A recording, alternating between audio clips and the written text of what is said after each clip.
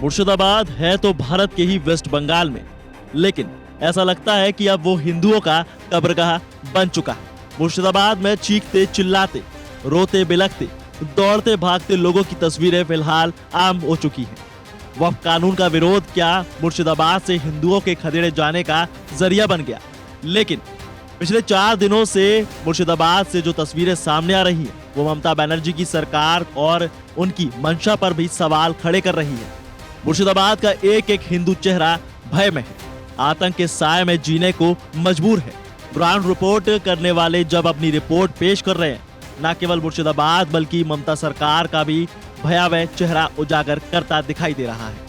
हम ये वीडियो दैनिक भास्कर की रिपोर्ट के आधार पर बना रहे हैं, जिनकी पत्रकार ने मुर्शिदाबाद शिवांगी सक्सेना ने पीड़ितों से मिलकर वहां के हालात को उनकी ही जुबानी बयां किया है। मुर्शिदाबाद की पीड़िता रिया का कहना है कि वो जैसे तैसे दंगाइयों की भीड़ से बचकर निकल सकी है। उनका कहना है कि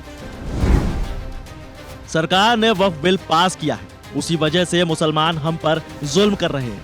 हमारे घर तोड़ दिए गए, हमें बाहर निकाल दिया गया और घरों में आग लगा दी गई। मेरे गले पर चाकू रखा गया, मैं किसी तरह बचकर निकल आई हूँ।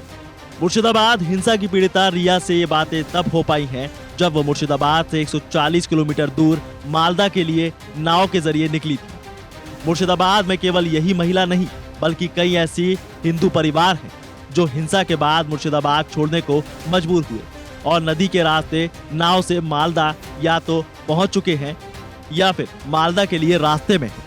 इन्हीं में से एक है जयंत दास परिवार। उनका दर्द है कि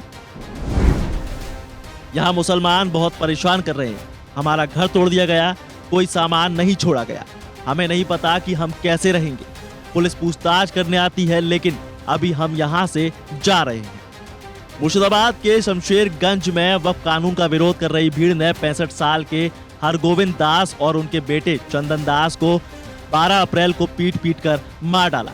इस मामले में चंदन की चचेरी बहन ने बताया कि ये सब 4 घंटे चला, बम फटने की आवाजें आ रही थी। हमारे घर में 4 बच्चे, मैं, चंदन और ताऊजी थे। हम लोग घर में छिपे हुए थे। अचानक भीड़ आई और ताऊ को बाहर खींचकर ले गई। चंदन ने उन्हें बचाने की कोशिश की, फिर दंगाइयों ने दोनों को मार दिया, उनका गला काट दिया। हालांकि इस मामले में कुछ मुस्लिमों के बयान भी सामने आए।